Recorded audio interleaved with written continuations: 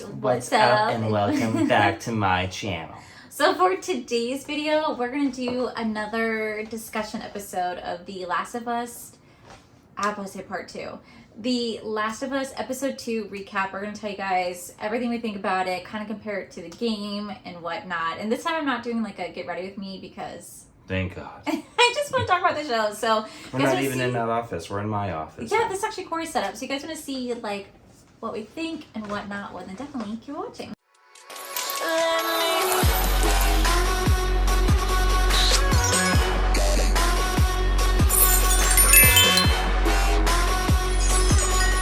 So let us know what you guys think of the setup. We're trying to play around with it because technically we're doing a wide angle lens, but then I look really short and weird in the photo next to, you know, Goliath over here, and we're the same height right now. What are you talking about? You're 6'4", I'm 5'1". Right, but we're sitting. We're not standing. Still, we have our 2 puppies with us. You just can't see them. Maybe at the end we'll zoom out so you guys can. Side over. There's little Kobe bears. There's Kobe bears. But yeah, we're in Corey's office right now. I thought we'd spice it up just a little bit and film in his office and talk about The Last of Us episode 2. Give you guys our thoughts and whatnot. We have our handy dandy notepad. Reference to Blue's Clues back in the day. Blue's Clues. So yeah, I guess, do you want to start or you want me to start? Much shorter episode than the first one. Yeah. First one was a wonderful 85 minutes, which we expected kind of kick off the series, but this one was short. It was 55 minutes. I mean, it definitely kept you entertained the entire time. It was never like a dull moment. Yes. Show. I did like episode 1 better though. Really? Yes. I kind of liked episode 2. I have a lot of thoughts on it, but I want to start by saying I really loved how they started off the show with another origin story, because as a video game player and playing the video game multiple times, I never really had an idea of how the virus started. Mm-hmm. They never really went into it, and so to see it starting off where it's in, what's that place called again? Jakarta, which is the capital of Indonesia. Flower and wheat, yeah. So starting off there, it said September 24, 2003. So this is 2 days. Well, I thought it said the 24th. 23rd. Okay, well, this is September. It says September 23rd. 3 days before the outbreak in Austin, Texas, where we see Joel and Ellie. So this is 3 days prior. And it showed how, I don't know what the correct name for this person's called, but it starts with an M. Oh, she was she specializes in fungi. Like, she can understand the properties of fungi, how like a microbiologist, they grow and maybe? develop. Yeah, but there's like proper term for it. And it starts with an M. I just don't know how to say it. I'll put the word in. I don't know. It's right science. Here. Science, bitch.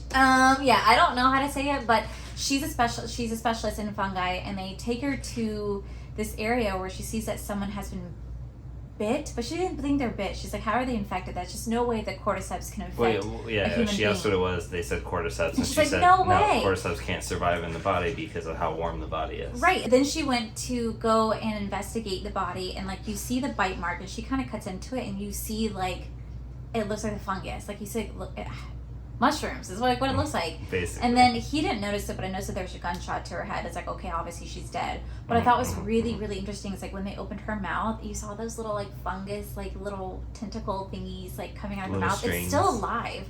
I want to know how it's still alive because she was dead. Well, I mean, it's just surviving off of her. It will die eventually. It was very interesting. So they get to the point where like, you know, the fungi was out of her mouth, but then like when she goes into the room with the military officer, you know, the military officer's like, hey, like, what should we do? I really love how she said, there's nothing you can do. You have to bomb the city and everyone in it, and that included herself. Like, she's saying, we're all dead. Yep. And this is the best way to start it. So I thought that was really cool how they did that. It kind of gave you an idea of, like, the origin story, which, as a video game player, we never got. So it was really fun to see that. I loved the opening, and I kind of hope they keep doing that, where they kind of give us, like, snippets. Maybe the next episode they'll kind of show us how it got to the United States. Maybe where it spread elsewhere. Or if the next episode is Billstown, it's going to be Bill and Frank's origin and how they met. And then it will go into Joel and Ellie showing up there however many years after they met. Yeah, I guess. That makes sense. I love the origin background because like they're answering questions that as a lover of the game we never really had answers to. So I wrote that down because I thought that was really interesting that they did that, and it was like very captivating for me, and especially when they said that there was 14 people missing. So she knew there's 14 people missing, obviously that are all they're potentially infected, yes. And this is it. Like, you cannot stop this fungi from spreading. Like, there's no cure, no nothing. It was so interesting. Well, if you go to the beginning of episode 1, he talked about how it's so much harder to combat fungus versus viral or bacterial. Mm-hmm. So it's like, yeah, there's nothing she can do. It's so funny because after I watched last night's episode, I actually was like looking up cordyceps fungi and stuff like that. I was like looking up like different funguses. First off, I did not know that a fungus causes valley fever. I had no idea that it does that. And right now they're saying that over in California and the southern western states, it's actually gonna be spreading more rapidly and more present because of global warming, and that virus is actually adapting to the heat, and that fungi is actually growing and spreading more. I thought that was so fascinating that we're already kind of seeing small things already happening, like they've already predicted, not with the cordyceps, but just with funguses as a whole. Right. So and what's interesting, so cool. If you do Google anything, Google the term "The Last of Us" on your phone, and as long as it's on Google, a little mushroom will pop up on the bottom of the screen. You click that, and then the cordyceps come out and take over your screen. Super freaking cool. They said they found her at the flour and grain factory, which furthers the opinion that everything was spread through flour and grain, because she even says the perfect substrate, which means the perfect thing to carry that. Probably right temperature, feeding. I'm not really sure how that works, but episode 1 they didn't have pancakes for breakfast. They didn't have anything like that. Sarah goes to the grandma's house, or not her grandma, but the grandma. There's cookies being made. She never has a cookie. And they didn't get the cake. They never got the cake for his birthday. Yeah. And the biscuits. The grandma had the biscuits, and then later on she turned. So all of those things point to flour or grain. Yeah, they're giving us the breadcrumbs, and maybe it's in the game too. But I don't it's remember not. Seeing. Yeah, I don't it's remember not. seeing reference. But Neil Druckmann said in one of the podcasts that he wanted all these ideas were in existence before the show, but they were just scrapped for the making of the game because it didn't make sense. Like, you're focused on teaching a player how to jump, move, crawl, run, versus, hey, this is flour. It was just too much backstory, so they skipped it. Yeah. But now they have the show, they have the ability to go back and do that. The backstory. Yeah. And then after you see that, you see Ellie waking up in like a little sunflower, not sunflower, you see Ellie waking up with like sun shining all around her. She looks so peaceful. She wakes up, she looks at the sky, and you just see like all the falling buildings, and then like you look over and you see Joel and Tess just like staring at her, and because they still don't trust her. No, they don't trust her, which I thought was actually quite comical because, you know, that obviously didn't really happen in the game so much. They definitely switched up that scene because as in the game, right after they find out that Ellie's infected, they go through different buildings. They're continuing to fight the different clickers they pull and an runners. all-nighter. So they they're don't doing go to all-nighter. sleep. They don't go to sleep. They're fighting the whole time. And that's where you learn how to do shivs. That's where you learn how you can pick locks. That's where you learn you can fight with melee weapons. So they're teaching you so much at that point. But obviously that is for the game standpoint, because the player wants to keep going, player wants to keep fighting. The player doesn't want to just go to sleep and wake up. So I get why they changed it up just a bit for a viewer standpoint, and they talk about that in the podcast. Yeah, he said he changed it up. He loved how a show gives you the ability to start and stop and start and stop. So they have the ability to continue to end things and then come up with new stories, like these little snippets of the past and how things started. Yeah. As we're in the game, you don't want that every 5 seconds. You want to be able to go. So they have more combat in the games and more storytelling in the show. What I think is funny is that, like, Joel wants to kill her the whole time. Tess kind of believes that she's immune. But I thought it was so funny when they ask if she, like, had anything to eat, and they bring out, like, this really raw, like, jerk. It looked like terrible jerky. And then you see, like, Ellie eating a freaking sandwich. I thought for a moment she was going to offer them, like, do you guys want to bite? She was like, nope, just going to eat it. But they were like, is that chicken? And she's like, yeah. Yeah, it's for smugglers, which you guys are obviously not. Like, well, no, she was like, oh, they get it from smugglers. And she goes, obviously not you guys. Yeah. I thought it was really funny because you can really start to see Ellie's, like, sense of humor and her sass and her attitude a lot more in this episode. Yeah. After they leave that building, I love when you can kind of go out and see how the world looks right now. In the daytime. She makes a reference to the bombs because you see like all these craters like in the roads, like where the bombs had hit trying to wipe out the city of all the viruses and stuff. And what's funny too is the bombing is never discussed in the games at all. But there are still these huge craters. Yeah. But they don't so much look like bomb craters so much as like there was like a sinkhole in the road. Yeah. And like there'll be like water spilling out of a water pipe that was 10 feet underneath the street. But it would make sense though. Right. Like you're trying to destroy the virus. Yeah, so I think that was their way of like giving you the same effects in the roads, but then justifying it with the bomb aspect. Yes. So you see them walking along that path, and you see Ellie talk about how she thought there was going to be swarms of, the infected. She thought there would be these big bloaters that do spores, and she's like, oh, I heard these creatures that have echo thing. I know that in the podcast they talked about the reason why they had to talk about that is because an average viewer who doesn't know that would be like, well, how did these clickers see you? They kind of had to explain it in that way. They had to because in the game everything. they explain it. In the game they flat out explain how these clickers can see you and can't see you because they could do it off of hearing and echolocation. So they kind of had to display that to the viewer. What I thought was really interesting, which I did know, was that when they asked Ellie how she got bit, she talked about how she got bit in the mall at a quarantine. She lied. She said she was by herself. You could tell straight up she was lying. I know she was lying. But you guys don't know she's lying, which I just ruined it for you if you guys don't know anything, but she's lying. That's what I'm going to say. She's lying. She was not alone, but I think there's a reason why she kept that to herself. Mm-hmm. And they also asked, like, oh, is there going to be boyfriends coming at you? She She's said, like, mom, no. dad, parents, boyfriend, and she no. said, I'm an orphan, and no. Yeah. And there's a reason why she said that, which you guys will obviously find out later on, hopefully. Why? Let's not try and ruin too much for the average It's hard, viewer. yeah, because I keep forgetting that I have played the game for so long, so I keep forgetting that not everybody else has played the game and don't know the story. I'd say if out of the people that watch this, maybe half have played the game. Yeah, so I think they might know. But yeah, I thought that was really cool how they did that. I thought that was cool that she's kind of bonding with Tess a little bit. And Unfortunately. Yeah, yeah, unfortunately. And then you see them go to a hotel, which I thought was really interesting how they switched it up because technically in the game, Joel and Ellie go to the hotel. They're by themselves. Tess is no longer with them at that point in the game, so they're at this hotel by themselves. So that was kind of cool how they switched it up and they kind of had that moment. The scene is basically beautiful. Identical. Yeah, it is like almost identical how they did it, and the way that I just loved seeing the water, like them looking around and stuff, and seeing everything like all run down. It was just the coolest things. I was like, this is like a live action version of our video game. Her walking over to the bellhop and then it's like reenacting, like asking for a room and getting luggage and all that. That's all in the game. Yeah.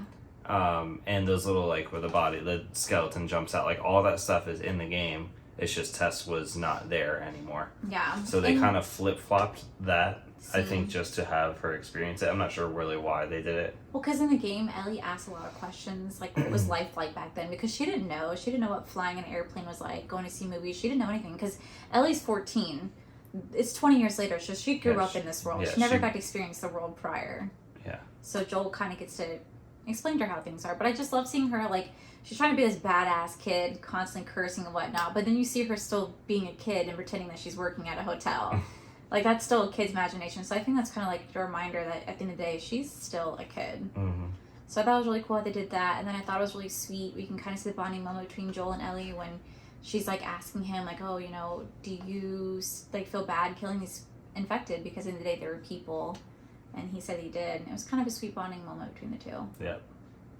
But then we get to the next part, and this is probably the part, I think, out of the entire episode that really bothered me. And we talked about this extensively last night. Oh. We get to the part where they go in the balcony, and they see all this infected laying on the ground, and she's like, oh, it's like they're connected. And Tess is like, you have no idea. They're like a hive mind where all these like roots grow underground, and you can step on one, and like a mile away, they can inform the swarm, hey, there's someone over here, go get them. That is not in the game. Yeah, that has nothing to do with the game at all. No, there's no hive mind whatsoever in the game. And I think as a viewer, it's probably a great element for the show, but as a gamer, I'm like, wait, what? Because that is so far-fetched from what actually happens in the game. But I did tell him it would be kind of interesting to add that element to the game because I feel like it would make it so much more terrifying. Last of Us Part 3 have hive mind, like they're evolving and connecting. Yeah. That gradual, like, bringing that in is cool, but I just don't understand why they just went so hard into it right away. But yeah, whatever. Because I feel like in the game you're supposed to sneak up and kill them, and it's very easy to do that, and none of them get affected. But if you do that and they all get alerted, that's a lot more fighting. It can make it a lot more scary and more intense, and I think it'd be a cool element to the game. So what I'm curious about is thrown off. They've killed walkers, or not walkers. Wow, the Walking Dead. They've killed the infected, and it didn't notify the others. And this is kind of jumping to the end of the episode, but they killed that one. It didn't notify everyone right away. It didn't notify until he landed on the patch, and the fibers came up from the patch of cordyceps, and then was able to detect it. Yeah. So that might be the way that, like, you can still go up and shiv a clicker because the cordyceps patch isn't there. I guess, You know but what I mean? it's just not in the game. So that's Like- the only thing that bothered me. And also, last night we saw, I kept telling Corey, I was like, why does it sound so familiar? It sounds so familiar. And I went, and I kept saying, Corey, why does it sound so familiar? I was looking it up, and then he's like, Stranger Things. Stranger Things. Because it's in hive Stranger, mind. yeah, they have the hive mind. You know, you affect one, you affect them all. And I was like, damn, I wonder if they got the inspiration from that, unless they always wanted this to be part of the story. It was just too complex to explain. I don't know. It's but possible. It threw me off. It definitely threw me off. I was still a little taken back, and I have a lot of questions that I'd love to like them to dive deep into. So when you're listening to the podcast, I was hoping they were going to talk about it. They kind of just glossed over it and didn't dive into, well, how do they work as a hive? Why does all these roots grow everywhere and alert people? Some are still alive, some are dead. They don't ever talk about that in the game and or in the show so far. So we don't really have any answers as to how and why they spread the way they do and how they work. Maybe they dive into it. I don't know. We shall see. But that definitely bothered me. I was so bothered by that. Then at the next point, you see them go into the museum. Yep. And when they get into the museum, I have to say, I was so thoroughly impressed because it was like pretty spot on to the scene in the in the game. And to see the clicker in like real life. When they enter the museum, they go through this dried cordyceps. Right. That's the hive mind stuff, and like apparently that section of the hive mind is now dead, so they're kind of safe. Yeah. Again, has nothing to do with the game whatsoever. But once they get up to the second floor, Yeah. and they go through the door, kind of where like all the museum artifacts are, that is to the T exactly what it looked like in the game. It looks so good. Yeah, it's identical. And like you see the clicker, I love seeing the clicker. I love hearing it. I was like, this is beautiful. Like it's so grotesque, but it's beautiful because that's exactly what you see in the game. And in the game, it's kind of Joel by himself trying to catch up with Tess and Ellie, and you know, in the show they're kind of all together. But I really like it because you can really see how scared Ellie is. That's her first time encountering a clicker. She's never seen one before. It's terrifying. And Joel has to say to her, like, they can't see you, but they can hear you. And I love how they're able to put that in there. There is no sneaking, no shiv action like I wish, but They need to start getting shivs. Hopefully. But it was really cool to see that happen. And then like you see kind of where their bonding moment happens because Tess goes off in a different direction when Ellie makes a noise and the clicker turns on her. There's more than one clicker there. Yeah. Tess goes off to kind of take care of them, and you can definitely see how Ellie is really terrified, and Joel kind of steps in as a father figure and protects her, which I thought was a really sweet moment. It was the first time that Tess wasn't the one protecting Ellie. Right, you too. So it was the first time that Ellie has to like physically rely on Joel, which, I mean, that's foreshadowing for the entire story, the entire storyline itself. And it definitely affects him. I don't know if like I'm just looking too far into it, but every time I see anything with Ellie and him, he always like looks down, he either looks at his watch or he like it's something referencing Sarah. So he like, I feel like he's remembering and thinking about Sarah a lot. The biggest one was like the first episode when he killed the guard right outside. Yeah. They were going out. He literally had a flashback of Sarah, and he was like, I'm not doing this again. Yeah. Which kind of leads into this underlying theme that they're trying to put into the show from the podcast is save who you can save. Because he can't save Sarah anymore. He can't save Sarah. Sarah's already dead. But he can save this girl. Yeah. So save who you can save. And that quote actually does happen at the very end of this episode. But when you watch the podcast, they say the biggest and most notable quote is, when you're lost in the darkness, look for the light. That's always been the thing with The Last of Us and the Fireflies in general. But they want this one to be an addition to that, is save who you can save. Focus on who is capable of being saved. And he can save her. Yeah. And he does. You do kind of see, I thought it was really cool because when the clicker did come after her, you know, Tess was able to hit it on the side, kind of distract it. But you see Joel has to shoot the clicker several times for the clicker to go down. Just like in the game. Yeah. They reload. And reload and then continue to go because they're that difficult to hit. Oh my god. Because those cordyceps, I mean, it's implied and not actually stated, but the cordyceps kind of act as like an armor. Yeah, it does. So it makes it much more difficult to hit. But he switches to his rifle, and when he switches to the rifle, it only took 2 shots. But in the game, again, sometimes could take a little bit more depending on where you shoot. You're assuming like 2 headshots. Yeah. But still, like it's then showing like if you up the strength of the weapon, they come down a little bit easier. Yeah, kind of like in the game. Yeah. And then after that moment, you know, Tess is like, okay, we gotta go. We gotta get to like the Capitol building, which is, you know, what happens in the game. They go to the Capitol building. And what I thought was so beautiful was that you can see this next scene, sort of, before I get to there, but sort of almost gonna be the exact same. But you pull up and you see what was supposed to be the truck for the Fireflies, and that doesn't happen. They walk in the building and they see the Fireflies are all dead, which kind of actually is in the game because they're trying to still find the Fireflies. Yeah. But they do switch things up. We'll get to that in just a second. But when they get to the Capitol building, they see that everybody's dead. You can see how frustrated Tess is. She's like, okay, well, we gotta go. This is like where it ends for me here. And Ellie's like, holy shit, she's infected. Yep. That's exactly what happened in the games. And I cheered when she goes and she shows her neck and she's like, oops. And I was like, that happened. It's like word for word. Like exactly so word for word. But I thought it was really interesting is that they had Ellie get bit in the episode. She does not get bit again whatsoever in the show. I mean, in the video game. But the reason they did is because they said in the podcast they can't exactly show the spores and how the spores don't affect Ellie, so they have to show. They just chose not to. Right, they have to show her getting bit and that she still doesn't get infected. And that's what like we talked about. Like we really hope they bring sports into the game because it plays such a huge vital role, particularly in the second game. In the second game, the spores are so imperative. They're so important. So I really hope they bring that element. We have not seen them wear masks at all in the trailers, so I don't know. I hope so because it's huge. It's huge, especially for day 2 Seattle. Okay, yeah, but you're fast forwarding the whole season. Scenes. I know, it's one of my favorite scenes though. Oh yeah, they needed to give that proof to Joel, and in the game the proof is when he physically sees her breathe in spores and doesn't get infected. So from then on he's a believer. But because they chose not to do the spores, they were like, all right, well, we're gonna make her get bit again. Yeah. Because then Joel will finally have his proof that she's not, because he saw that she got bit and that it's not affecting her. Yeah, because you can see how Tessa's is after an hour, how her mark looks. And it was drastically worse than hers. Hers just looked like she had a scrape. Yeah, so you can definitely see the difference. That's when he became a believer. But this is where it changes up, because right when they get to that moment, this in the video game, Fedra is coming to attack them. Fedra is coming to essentially just kill them. You know, so they said in the podcast the reason why they switched it up is because as a video game player, they want the action to keep going, keep fighting. Like you're running from Fedra to get away from the Boston QZ. Right, but in the show, how do they really explain that? Like, why would Fedra be all the way out here so far from the QZ? Yeah. So they wanted to switch it up to make it more of a swarm element. Well, you know what? I appreciated it. I thought it was still great. I loved how they changed it up. I understand the logic behind it. Like, right. Them patrolling just outside the quarantine zone, fine.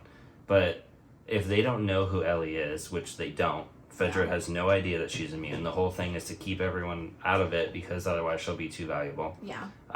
Then what do they care that 3 people got out? Even if they did find out, they're just like, whatever, they're gonna go die. That's their own problem. Right. Like, why would they be chasing them? Why would they waste resources and weapons to chase them that far?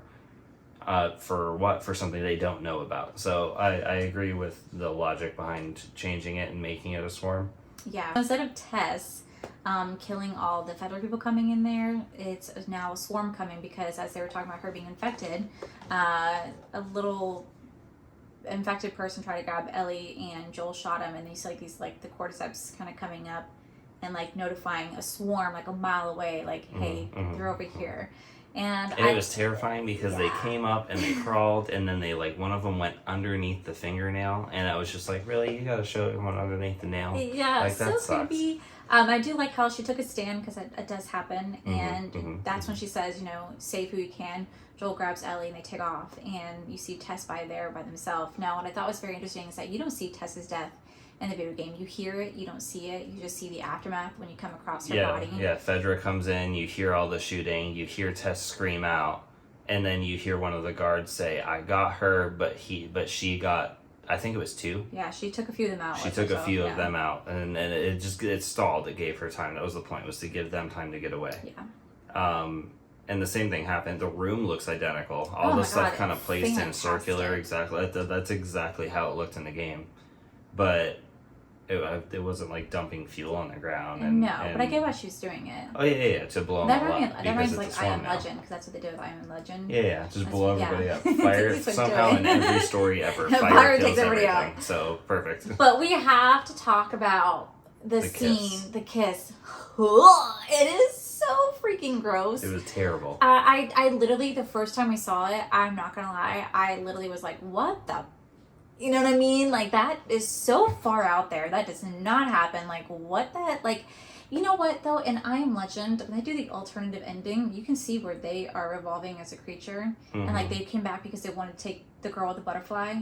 And that's all the guy wanted, was take the girl with the butterfly. Yeah. So they evolved as creatures. So maybe that's the same thing that's going on here, that they're hive mind. Now, we specifically had to watch the podcast afterwards because I wanted them to talk about this, and they did. And they said that the reason why they did this is because in the video game, there's 2 ways of being infected. There is by the spores, like, you know, the airborne, and there's also being bitten or, like, attacked. Well, in the show, they said there's now another way, technically, is by the way that this creepy gentleman did it, where he... But she was already infected. But, like, but still the same, like, you know, he kissed her. That's a gentle way of doing it. They want to show that, like, these fungi want love, too. Like, there are community of species. They want to be loved just as much as humans do. I'm telling you, this is what Neil Druckmann said. I feel like go listen to it. We'll they listen literally said that these fungi want to be loved too. So this was their way. He said those things. Yeah, but of welcoming. I feel like you're pulling it out of context. No. But this is their way of welcoming her almost to the community in a sense. Like, welcome to our hive. From what I heard him say is that she stood there, she didn't fight because she gave up already. She's given up. So because of that, they took her and killed her and possibly turned her into infected because she was already infected, obviously, right? Oh, so now you agree. Yeah, she was already infected, but I'm saying they're welcoming her. But they took her non-aggressively. However, if she was aggressive and she would have fought, he literally said they would have ripped her apart. But we had her just stand there because she had given up. She knows she lost already, and all she was trying to do was light that fire to get them all gone. And which, by so the way, the lighter slowly. Was Sam's lighter in Uncharted. Yeah, it was an Uncharted 4 reference. It was nice, it was naughty the dog little reference there. But I'm gonna talk. Well, just listen to the podcast because like they talked about how they wanted to be like a loving, beautifully disgusting, loving scene where this creature or this cordyceps. He said he made it as creepy as possible, and it was much creepier to do that than it was to have them just come in and tear her apart. Do you think that like she felt it going down her throat? Of course she did. Do you think her cordyceps were like, yes, mate for life? Probably. Like hers, or like, because you can like kind of see Avatar, where one. they're just like, oh, that's so gross. You know, but then like it kind of reminds me a little bit of World War Z, when you see all the infected running past the kids and they don't see them. It's because they're infected. First they want a viable host. Yeah, and at first, like, they're all running past her. They don't see her until one of them slows down. When that guy slows down because he noticed her against the wall, in the background, you see quite a few of them stopping as well and just kind of staying there, just being, like, weird and glitchy. Mm-hmm. But I like how they did everything kind of blurred so you can kind of see from her perspective. And you see her losing her fight, but then she had one last will to get it going before the cordyceps completely overtook her mind. And I don't know if he was making her infection go by faster or what, but... now it makes me wonder, okay, so like if I was standing there and I'm not affected, but if I was just standing there, like saying, I welcome my death, would they welcome me gently as well and be gentle about it? Or are they going to rip me to shreds? I mean, from what he said, if you lead into that, then yeah. If you're just giving up, then they're not going to take you brutally. They're still going to take you. But how do they know that I'm giving up? How can they tell? She was putting up no fight. She wasn't running, swinging, nothing. She literally just stood there and was just giving up. And they just walked up to her and took her. It was just, but if she like ran or tried to push them away or anything, they would have just killed her. It was just the oddest scene. Pieces. I was so grossed out by it. Terrible. It was so gross. But it was done very well because the whole point was to make it as creepy as possible, and they definitely succeeded. I just wish I could have a sit down interview with Neil Druckmann and just I have questions. I have a lot of questions that he's not answering right now that I need to know. That maybe they'll touch on in Game 3. I don't know, but I just found the whole episode to be beautiful. When that happens, after that disgusting kiss, she's able to light the lighter and blow up the whole thing. You just see Joel and Ellie outside, and Joel turns around because he's like, oh shit, I gotta kill them. And then he looked at Ellie like, ugh, you know what I mean? Like, this is your fault. And she just leaves. Yeah, he just leaves. He just leaves. And he said that for the people that don't watch or have not played the games, he wanted that, like, he wanted you to think like, wait, is he just leaving without her? Like, is he just heading back to Boston because the only reason he went out there is because Tess was forcing him to go out there? So, kind of like, what's going on? So they said they did that. They shot it a few different ways where they both walked off together, but ultimately they went with her waiting, or just standing there, and just Joel just leaving. And that's kind of where it ends. And then it shows scenes for next week, and it shows kind of like Bill and Frank's backstory. And by the way, we watched the first episode so many times. Nowhere in the episode does it freaking say Bill and Frank, but yet Ellie somehow knew it was Bill and Frank. I still don't get that part. But when they show the scenes for next week, I know that Neil Druckmann said that he really loved Bill's character in the video game, and he wanted to kind of show more of a backstory on him. And we don't really get too much of a backstory. We know what happens to Frank. And we know how Frank feels about Bill, but we don't get to see too much of backstory, so this is kind of a way. Frank's I feel character is in the game, but Frank is not in the game. No, but I feel like the way that they should do it is that this should just be a one and done episode for them, because it's a very short chapter in the game. It should be, yes. Yeah, and then they should enter and leave Bill's town in the entirety of episode 3. The thing that I want to make sure they do implement, because I don't know how else they're going to change it, is, after Bill and Frank's town, you do come across another group called the Hunters, and I just really hope they put them in there, because it's so imperative to a major storyline that happens later on in the game with the Hunters.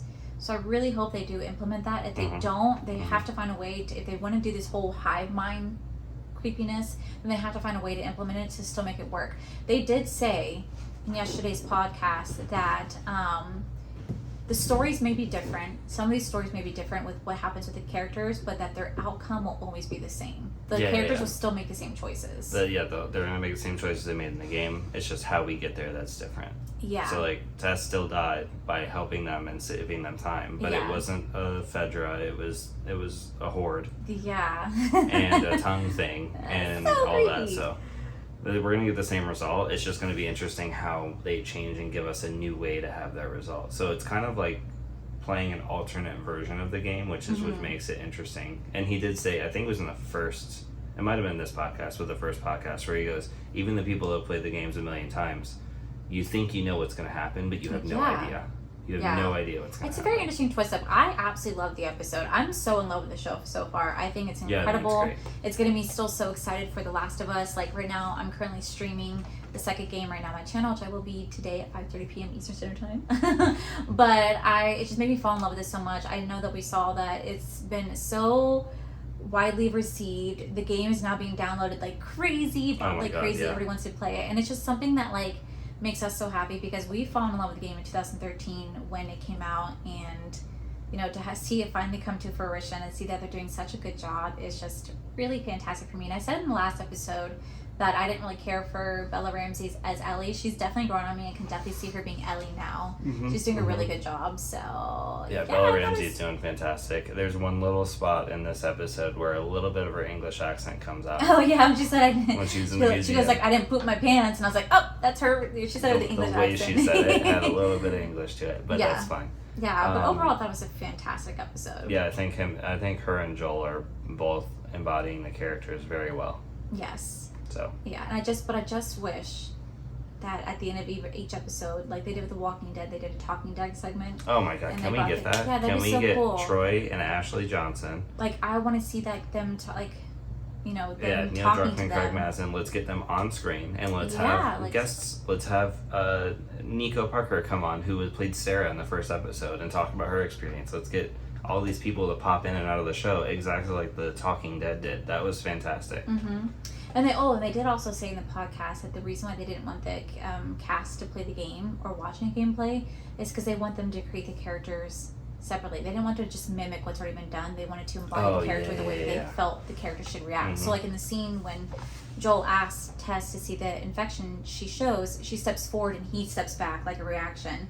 That doesn't happen in the video game. Like in the video game, Joel doesn't react. He just is like, you know what I mean? And Troy Baker thought that was absolutely cool, because when he played Joel, that didn't happen, so he loved how that actually worked out. And I know that eventually Ashley Johnson and Troy Baker are going to be in the show, and they're the ones that play the video game of Joel and Ellie. And I'm just very excited to see them pop up at some point. And I said, Ashley Johnson, who plays Ellie in the video game, her voice is undeniable. Like when she talks, it's Ellie's voice. So I'm curious to see if she'll disguise it. But I said it'd be really fun when I'm predicting that Troy Baker is one of David's crew, I think playing Josh. It'd be cool if he talked and they sound just like Joel. I feel like that'd be kind of like a chef's kiss right there. Yeah. He's probably a part of David's crew, and Ashley Johnson is probably Ellie's mom. Who is Ellie's mom.